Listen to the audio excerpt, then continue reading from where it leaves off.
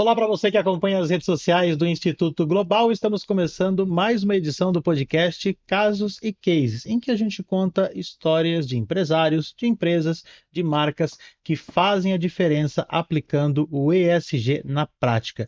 E hoje aqui ao meu lado, a grata surpresa pela primeira vez aqui no nosso podcast, sempre está lá em Brasília com o ESG na prática, Sóstenes Marquezini, que é vice-presidente do Instituto Global. Seja bem-vindo aqui ao nosso Obrigado. estúdio em São Paulo, Sóstenes. Uma alegria, é uma honra. E a honra é já inaugurar, digamos assim, com um grande empresário, com um grande gestor, empreendedor do lado social também, que é o Vasco, você vai poder falar um pouco mais dele.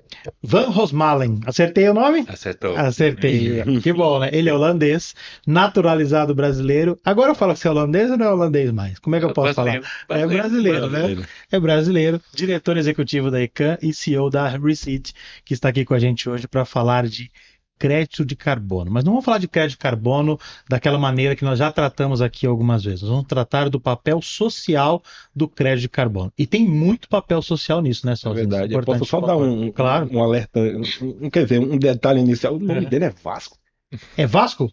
Não é Flamengo. Então, Vasco. Vascaíno raiz. Já começou o Vasco, vamos? Eu, como palmeirense, não me. Não pode. Já iniciamos falando isso, né? Sim. Então não crie resistência, só o nome mesmo. Vasco. Mas enfim, você estava falando uma pauta muito importante. Que é o papel social do crédito de carbono, né? É muito além do papel ambiental que a gente já conhece, já tratou aqui algumas vezes, mas tem um papel social importantíssimo por trás dessa cadeia e que a gente vai tratar aqui hoje, né? Isso, essa é uma pauta que nós temos um olhar, digamos assim, indiscutível, né? Um olhar inegociável, que é sempre ter um olhar para as pessoas, né? Um olhar social. O ESG, a gente costuma falar, ele tem um S no centro. Poderia ser diferente, assim, Sim. poderia ser S, E, G, G, E, S, mas foi criado, cunhado como ESG, justamente por conta das pessoas no centro. A sustentabilidade, nós falamos, começa também com pessoas. Pessoas, paz, planeta, parcerias e prosperidade. É tudo que a gente está abordando aqui, inclusive com essa grande visita que já é de casa do Vasco.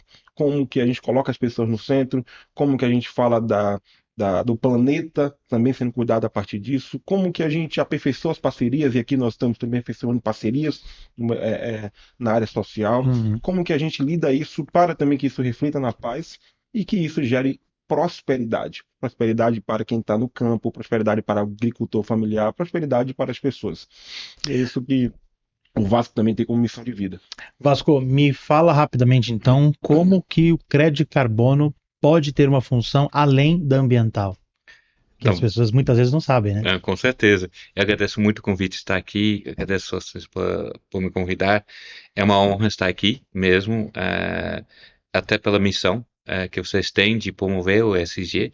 E o ESG pode até ser um ciclo mais complicado, mas como você falou, faz a integração de tudo que a gente precisa. Não? O ambiental, quando a gente fala de meio ambiente, até essa palavra, ela não existe sem o social, sem a pessoa. A gente fala nosso meio ambiente, não é? É nosso meio ambiente que a gente quer trabalhar. É nosso meio ambiente que dá o ar que a gente respira, a qualidade de vida, a qualidade de tudo da nossa água, de tudo. Então, quando a gente fala em meio ambiente, ele não existe sem a gente no meio dele.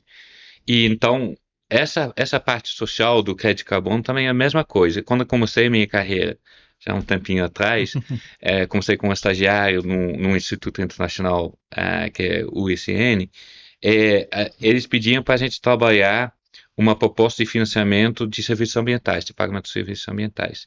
E naquela época já reconheciam que quem fornece esses serviços ambientais são as pessoas. Então a gente chamava eles de gestores ambientais, de gestores de serviços ambientais. E como que você conseguiria renumerar essas pessoas? Isso foi em 99, tá? Bem no início desse processo. E aí essa ideia de reconhecer que as pessoas são centrais para que esses serviços acontecem. Então a gente tem quando a gente olha ao nosso redor, as emissões de carbono são geradas a partir das nossas ações, mas também a gestão dos ativos que fazem o sequestro de carbono, os estoques de carbono, a maioria são parte de gestão de pessoas. E aí a gente entra nessa parte da agricultura, por exemplo, agricultura familiar, agricultura geral. a agricultura é considerada um dos setores de mais emissões. Mais de um terço de todas as nossas emissões vem da agricultura. Até li um estudo recente do Oxford que falou que mesmo se hoje a gente parar de usar o petróleo de um dia para o outro, a gente ainda vai superar a meta de 2 graus pelas emissões do setor agrário. Então, e aí a gente entra, então, mas está sendo feita alguma coisa? Quando a gente olha para o mercado de carbono, aí a gente tem que lembrar que o mercado de carbono, ela foi gerado ou criado para destinar financiamento para apoiar setores da economia de altas emissões para baixas emissões. Então, o objetivo final não é o crédito. O crédito é um instrumento que direciona recurso, financiamento, para ajudar aquele setor de ir para uma situação de muitas emissões para uma situação de menos emissões. E para isso precisa de financiamento. Esse financiamento pode vir a partir de fundos públicos. Então, isso foi muito tempo foi conversado sobre o imposto de carbono, que isso avançou muito pouco, porque ninguém quer mais um imposto, né? Ninguém pode pagar um imposto a mais. Então, foi falado, então, vamos criar um sistema de mercado que direciona recursos de financiamentos para ajudar as indústrias, todos os setores da economia a descarbonizar. Então, o crédito de carbono é isso. Então, o objetivo final não é o crédito é um instrumento. Então, na agricultura, quando a gente olha para o mercado de carbono, menos de 1% de todos os créditos gerados até hoje vem da agricultura. Então, a gente fez uma falha grande do mercado. O mercado não conseguiu criar pontes, instrumentos que apoiam a agricultura para que ela faça essa transição. Que boa parte da agricultura é geradora natural de crédito. Exatamente. E aí a gente coloca a demanda que tem que reduzir as emissões, mas não reconhece o que o agricultor já faz. Que a agricultura é um dos maiores gestores de ativos de carbono hoje, não é? No solo, na floresta, em todas as suas ações, o agricultor está fazendo uma gestão de estoque de carbono e dentro das suas ações consegue ainda muito mais sequestrar ou remover carbono. E se a gente não reconhecer isso, e a gente viu isso no PL de regulamentação do mercado de carbono, o próprio setor da agrícola pediu para não ser incluso porque não existe esses mecanismos de mensuração. Então, você não pode só demandar sem reconhecer também o que o setor já está fazendo. E você acha que o agro acertou nessa decisão? Porque ficar de fora de um processo tão importante, ou ficar de fora porque a gente não foi nem incluído na discussão, talvez seja o melhor caminho nesse momento? Eu acho que na nossa conversa também com o FPA, é que eles querem mostrar e ter os mecanismos que reconhecem também, que não só entra como demanda. Por exemplo, se o setor agrícola é demandado de redução de emissões, ela também tem que mostrar onde ela poder mostrar o que ela já está fazendo de bem, para que essa transição e o próprio financiamento flui entre a própria indústria, que a gente vê hoje no RenovaBio, não é? RenovaBio é um case de sucesso no Brasil, um case mundial de sucesso, porque ela realmente consegue, entre a indústria, mostrar e gerar créditos, e gerar financiamento que apoia essa redução das emissões. Esse exemplo é que precisa ser criado para a agricultura, e por isso que a gente fundou a Reseed, exatamente para começando com a agricultura familiar, porque é um setor importante. Também porque, pelos dados, 77% da comida que a gente consome aqui no Brasil vem da agricultura familiar. São mais de 4 milhões de produtores da agricultura familiar que plantam em quase 80 milhões de hectares de terra. Isso é o mesmo tamanho de que os parques nacionais, do SNUC. 77% da comida consumida. Então, não é só o que vai exportado. Então, a comida, os vegetais que você compra no seu supermercado, ela vem da agricultura familiar. E muitas vezes ao redor da cidade do você mora. Aqui em São Paulo, é um dado que poucos conhecem, que a gente está falando disso, é que mais de um terço do município de São Paulo são áreas agrícolas, são área rural. E esses produtores são importantíssimos para abastecer a cidade. E isso também tem que ser reconhecido. Mas hoje em dia a gente não reconhece essas ações desses produtores em termos de seus serviços ambientais. Como que eles cuidam do solo. O solo é detentor de carbono ao mesmo nível que os oceanos. Então, ela tem um potencial ainda de absorver mais carbono, mas ela também tem um potencial de perda de carbono a partir do momento que ela não é bem tratada. E a gente também não reconhece esse lado das coisas. Então, para isso, a gente precisa de mensuração. A gente precisa quantificar essas ações e, mais importante ainda, reconhecer o que o produtor já faz hoje. Então, um dos grandes desafios no mercado de carbono é que normalmente só se reconhece novas ações que são feitas e não as ações que já existem. Isso por uma interpretação um pouco errônea desse conceito de adicionalidade. Quando as pessoas falam, não, mas isso tem que ser adicional, essa ação, a gente só pode financiar ações novas. Daí você tem uma família, por exemplo, trabalhamos com uma família da agricultura familiar quilombola em Brasília, eles têm 300 anos que estão naquela propriedade, 300 anos de produção, práticas tradicionais, e essas práticas são extremamente benéficas para o clima. E a gente não vai reconhecer? Não, a gente tem que reconhecer. E aí, mas nesse termo de adicionalidade, o conceito é um pouco diferente, o conceito original. O conceito é que aquela ação não ia acontecer se não fosse por financiamento climático. Essa é a interpretação.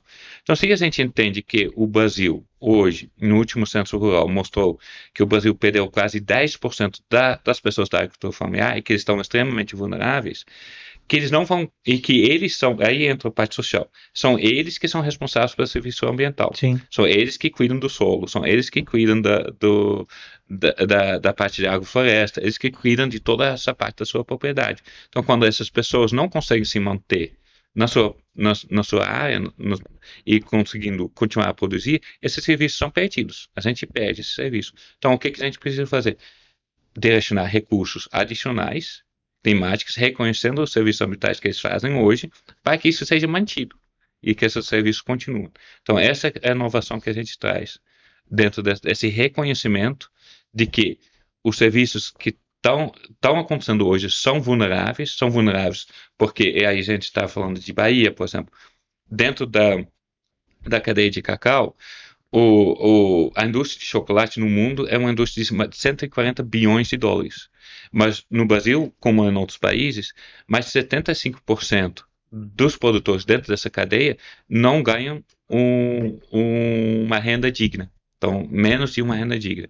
Então, e são também entre as pessoas mais vulneráveis à mudança climática, como a gente está vendo agora, que está acontecendo em toda a indústria de cacau.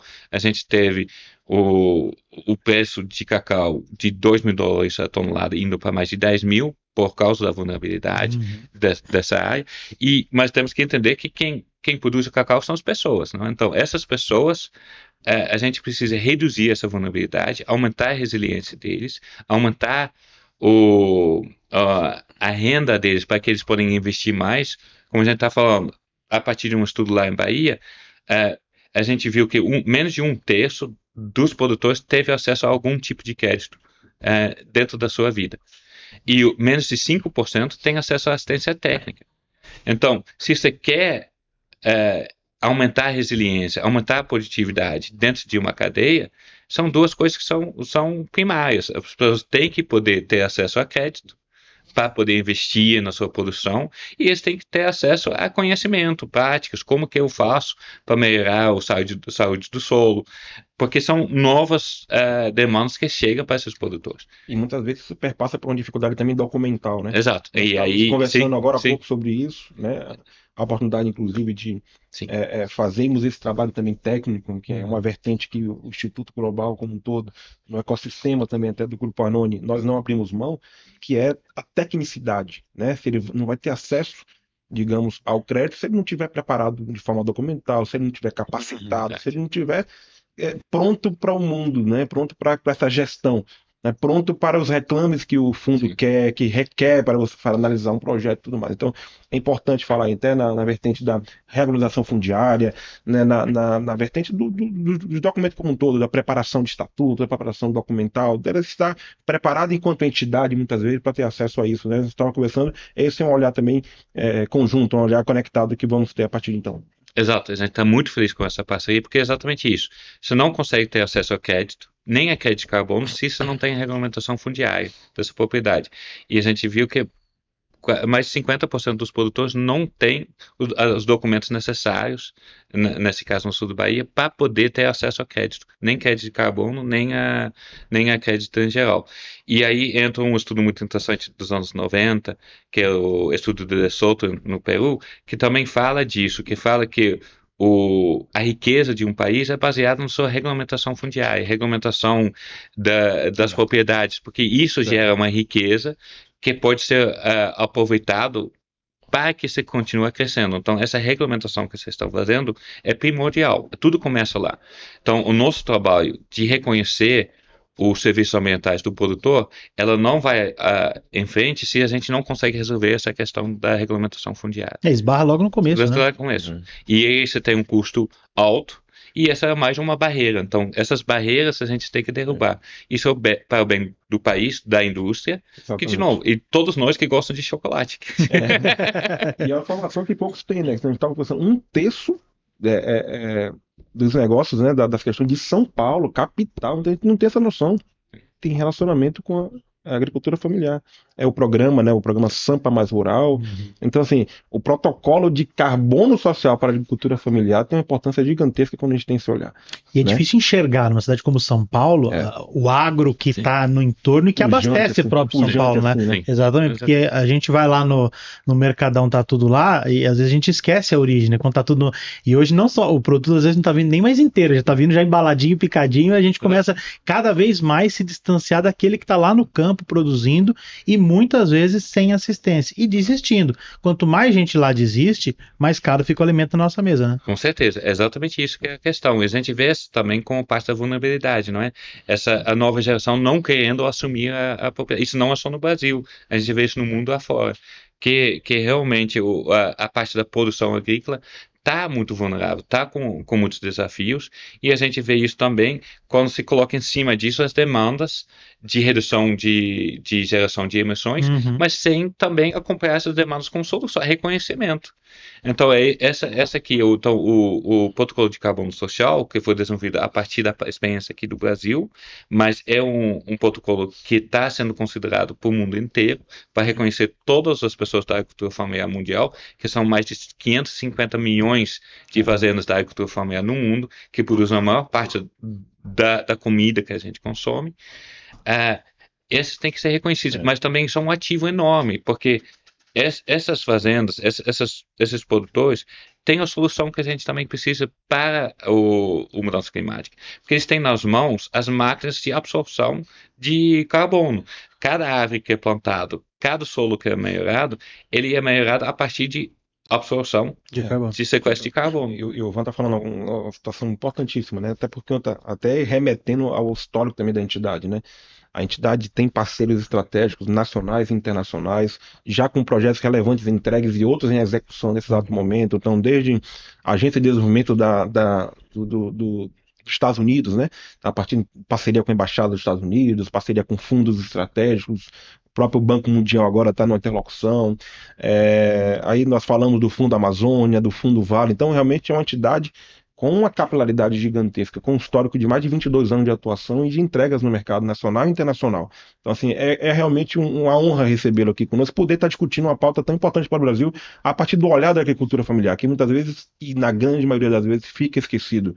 Né? Nós temos visto isso a partir da parceria que nós fizemos com o Estudo Global com o CONAF, que é a Confederação Nacional da Agricultura Familiar, uma entidade tão importante, tão pujante, que congrega ali mais de 5.000 outras entidades, gente que está em campo, que está avançando e que, às vezes, não tem um olhar para políticas públicas, não tem um olhar apropriado para políticas públicas. Então, a gente costuma falar dentro do Estudo Global, de todo o ecossistema que nos move também, que é o ESG como esse oceano azul de oportunidades.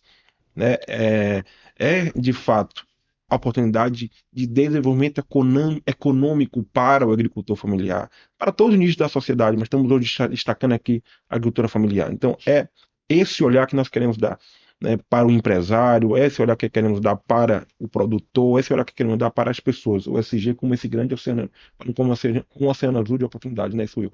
E muita oportunidade. Ô Vasco, eu queria que você falasse para a gente agora o que é preciso, então, para que a gente avance nessa pauta, para que a gente, de fato, tenha esse reconhecimento da agricultura familiar como um grande produtor de crédito de carbono, e para que o mercado aceite, para que os governos entendam, compreendam, em que pé que a gente está nessa briga?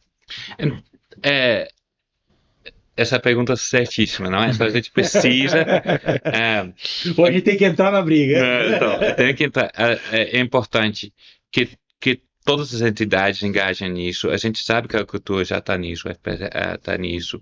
Ah, também a gente tem a conversa com o MDA a partir do ministro Teixeira, o reconhecimento que isso é importantíssimo, isso tem que ser demonstrado, isso tem que ir além da ideia para ser implementado. Então a gente está implementando isso junto com o MDA no Paraná, com os produtores de chamate, que são também grandes protetores da Mata Atlântica daquela região, do mesmo jeito que os produtores de cacau, de cabruca lá em Bahia. Mas isso precisa... As comunidades quilombolas também. Comunidades quilombolas no Brasil inteiro. E são no Brasil inteiro. A gente sabe também do censo que mais de que metade dos produtores da agricultura familiar se identificam como pretos, com essa identificação. E que são, muitas vezes, por exemplo, as comunidades quilombolas, até o censo de 2020, eles não eram inclusos no censo. Então, essa é a primeira parte, é reconhecimento. Então, acho que, em termos da sua pergunta, a gente volta para isso. A gente o reconhecimento que essas pessoas existem, estão fazendo o seu trabalho. E existem, e esse reconhecimento dos seus serviços ambientais, e a gente tem instrumentos para isso hoje, que são instrumentos até muito mais avançados do que os instrumentos para outros tipos de serviços ambientais. Então, reconhecimento é importantíssimo, reconhecimento dentro de política pública. A gente sempre trabalhou com esse lado, que se você quer dar escala a uma atividade, ela tem que acabar virando política pública, não é? Política pública estadual, política pública a partir do governo federal. A gente está conversando com os consórcios de municípios, de Bahia, de outros lados. Então, o reconhecimento desse processo dentro de política pública é importantíssimo, mas também da indústria. Então, os setores econômicos, e como vocês estavam falando aqui, o ESG, ela não é uma nova demanda que precisa somente fazer um relatório. É um jeito de fazer negócios, não é? No mundo que a gente vive hoje, o ESG apoia as empresas para realmente avaliar onde que ela tem oportunidade, onde ela tem risco. Então, se você é uma empresa que depende de cacau, hoje em dia você está com muita dificuldade de conseguir o produto básico do seu... Então, você só vai de grandes empresas de cacau no mundo inteiro, Nestlé, Mondelez e outros, até empresas menores. Se você tem isso como sua base, é importante que você conheça a sua cadeia bem, isso por falta desses dados de regulamentação fundiária, por falta de dados do censo. Essas pessoas são invisíveis, mas são importantíssimos porque são eles que fornecem o seu produto. Então, ter essa visão que o ESG, ela te permite uma visão muito mais estratégica sobre sua cadeia, onde está operando o seu mercado como empresa, e a partir daí você tomar decisões estratégicas de redução de custo, evitar futuros problemas. Estava lendo também sobre a indústria de seguros nos Estados Unidos hoje. Tinha uma matéria boa no New York Times, onde a primeira fala foi de um corretor de seguro. A primeira coisa que ele falou: mudança climática é real. Por quê? Dos 50 estados nos Estados Unidos, hoje, 22 estados estão com problemas onde as empresas de seguro estão saindo, em termos de dar seguro residencial. Isso não é só na Flórida, não só na Califórnia, mas também no centro dos Estados Unidos, onde tem cada vez mais tempestade. Então, é cada vez mais difícil para uma empresa de seguro para poder realmente emitir apólices para essas pessoas de casa. Isso tem um impacto geral, porque se não emitir apólice, não pode ter hipoteca, o banco não pode emitir um empréstimo sobre aquela casa. E começa a afetar a cadeia toda. Então, a indústria do seguro é um aviso para todos nós, que o ESG tem que ser implementado, que a gente tem que analisar esses riscos e investir para criar mais resiliência. Mudança climática está acontecendo, tem muitas ações para que ela não seja tão forte o impacto. Então, pelo que os cientistas falam, para cada 0,1 grau que a gente reduz a mudança climática, a gente minimiza os impactos. Então, todo momento a gente tem que trabalhar para evitar, mas ao mesmo tempo a gente também tem que se preparar para o que está vindo, o que já está chegando. A gente está vendo isso hoje no Rio Grande do Sul. Mas isso não significa que a gente desiste. A gente tem todos os recursos humanos de conhecimento e expertise e financeiros para aumentar a resiliência desses sistemas. E isso a gente sempre fez. Nós humanos, a gente sobreviveu épocas de gelo, tudo isso que a gente conhece. Então, a gente tem todas as condições reunidas para entender o que a gente precisa fazer. Mas o ESG é o ponto de partida. No momento que você é responsável dentro da sua empresa para entender onde que você vai e como que o mercado vai estar daqui a 1 ano, 5 anos, 10 anos, o ESG é o seu ponto de partida. Na pior das hipóteses, na pior das hipóteses, assim, de maneira bem entre aspas, né, a aplicação do ESG já é uma forma de mitigar riscos da própria corporação. Né? E todos os outros benefícios vêm a reboque, mas se o empresário quiser fazer isso só para que a sua empresa reduza os riscos, ele já vai estar fazendo um bem enorme para o meio ambiente, Sim. mas vai estar salvando a empresa dele seguramente, porque o ESG, a aplicação dele, dá ao empresário, dá àquele empreendedor uma visão geral do seu negócio, dos riscos empreendidos e de como ele pode proteger o seu próprio negócio. Né? A pior das hipóteses é só isso. Sim. Mas se fizer isso, a gente está muito feliz porque Sim. o planeta vai estar salvo, vai estar todo mundo bem, né? Com certeza, isso é a melhor solução possível. Sabe que eu queria pegar só um último gancho, que era o gancho da questão do blockchain. Sim. Né? Os dados que vão ser colocados na plataforma de forma imutável, dando segurança para, digamos, tanto o cliente quanto os fundos que vão investir, todo o ecossistema que vai estar envolvido no caso do mundo social. Se pudesse falar só rapidamente disso, a gente já segue ali para os arremates finais, mas eu acho que essa parte é importantíssima. Não, com certeza, porque quando uma empresa faz a ESG, ela também tem que saber que os dados que ela está coletando são seguros, não é? Então, ela engaja com o crédito de carbono. Então, ela tem que entender exatamente o que gerou aquele crédito, né? E muitas vezes essa cadeia não está muito transparente. Então, isso acaba gerando problemas para as empresas. A gente viu isso nos Estados Unidos, no JBS, que acabou sendo acionado em Nova York, pelos seus claims a partir climáticos. Não é porque a empresa não quis fazer, mas é porque a cadeia dos dados não é seguro. Então, a plataforma que a gente desenvolveu é uma plataforma acima do blockchain, é totalmente digital. Então, a partir do momento que o produtor entra no processo, ele já submete seus dados de forma digital, tudo protegido, e isso já começa a gerar essa cadeia dos dados que reforçam as ações. Então, quais foram as melhorias que foram feitas dentro da área de produção. Tudo isso assegurado. Então, quando isso chega para quem engaja com esse crédito de carbono social, a empresa tem toda essa cadeia. Então, ela consegue mostrar para os seus auditores, para qualquer um que está precisando saber, então, por que você está dizendo hoje que você está neutralizando suas emissões? Não, aqui temos todas as informações. A blockchain, ela permite que isso aconteça de uma forma segura, transparente e a um custo transacional muito menor. Então, todos os dados são digitais. Isso também permite mais liberdade para você atender as diferentes demandas dentro da sua empresa ou da parte de regulamentação dos seus auditores, em mostrar como que esses dados geram resultados. Mas quando alguém quer, então, mas como que você chegou nesse resultado que você está falando? Você consegue apontar, então cada crédito de carbono dentro do nosso sistema, ela volta para exatamente a origem de como que ela foi criada. E aí você faz toda essa cadeia digital.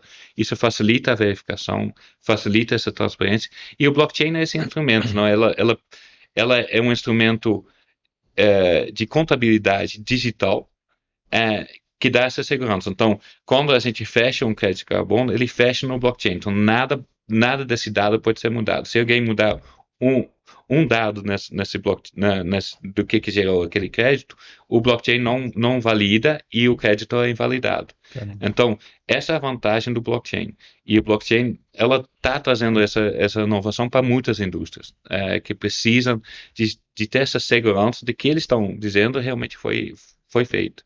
E isso é uma inovação que traz redução de custos, mais transparência, mais qualidade para o mercado, que é exatamente o que o mercado de carbono precisa, como muitos outros. Agora, esse produtor que se alia à plataforma, ele acaba também adotando práticas produtivas que vão fazer com que ele antecipe também o seu processo de melhoria e desenvolvimento, porque, por exemplo, a Europa já está lá em 2026 impondo uma série de restrições, adotando práticas ESG que vão complicar muitos produtores brasileiros aqui, né?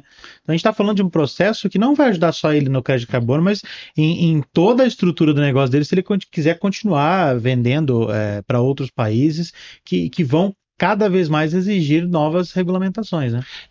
Tá certíssimo, exatamente isso. Então, essa demanda de conhecer a sua cadeia produtiva está vindo, especialmente da Europa, mas é global. E aqueles que conseguem gerar esses dados vão estar muito mais avançados. E exatamente a agricultura familiar é uma das áreas de mais preocupação, porque quando as pessoas não são inseridas em termos de dados, de regulamentação e gerando esses dados, as empresas vão começar a tentar comprar de outros. E aqueles que têm, e o nosso sistema exatamente que é isso. Então, não é só um relatório de crédito de carbono, mas é também um relatório que atende essa exigência da União Europeia. Então, tem quem compra desse produtor, que está no sistema, o próprio produtor tem um valor adicionado. Então, a gente tem uma parceria, por exemplo, no Congo, com o grupo, é a maior cooperativo de mulheres exportadoras de cacau e café do Congo. Eles estão engajados com o nosso sistema, também pelo crédito de carbono, mas muito para isso, porque eles querem ser os primeiros no mercado, para dizer a gente atende todas as exigências europeias. Isso vai dar valor agregado para o produto delas, tem uma visão, e isso também depois vai expandir para outros. Isso volta para aquilo que você falou lá no início, né? Que o crédito de carbono não é o fim, né? Não. Ele é, digamos, a mola propulsora para todo o resto. Facilitador para todo o resto, para toda a cadeia. Essa é uma visão muito importante, né? Você abordou uma pauta importantíssima. Sim, agradeço por ter levantado isso, porque isso é importantíssimo. Importante deixar claro.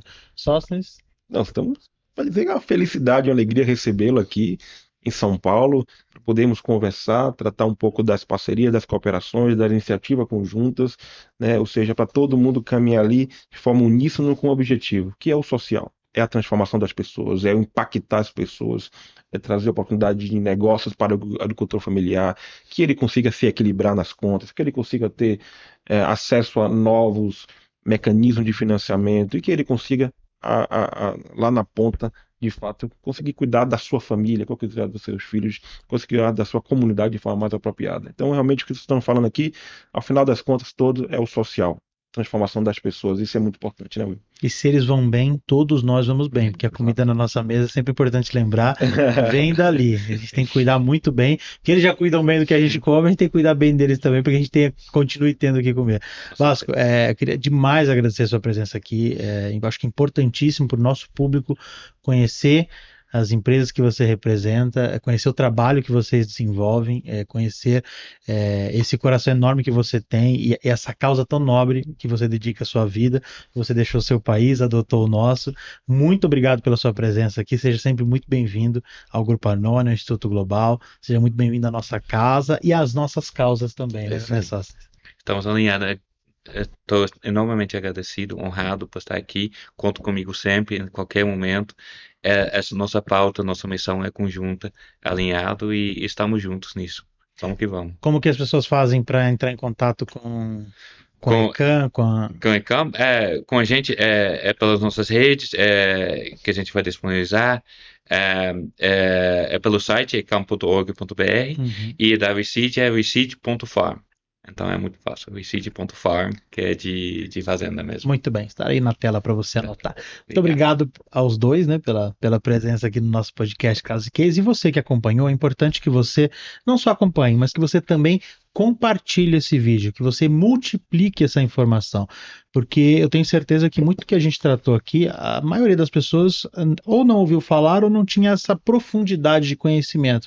E quando esse conhecimento chega, ele avança, ele é levado até outras pessoas, você pode estar transformando a vida delas, porque esse é um conhecimento que de fato transforma e lá na frente vai salvar nós, seres humanos, porque tem um termo que se usa muito, precisamos salvar o planeta. Não, o planeta vai se livrar da gente e vai continuar aí. A gente precisa salvar a nossa espécie, as espécies que nós amamos, os bichos, os animais, porque o planeta ele vai dar um jeito de continuar sobrevivendo, mas precisamos nos salvar. E não tem como fazer isso se as práticas ambientais, sociais, de governança não estiverem presentes na nossa vida, no nosso trabalho, no nosso coração. Então compartilhe isso que é importante com todos aqueles que você conhece. Um grande abraço, até a próxima. Estou assinando embaixo.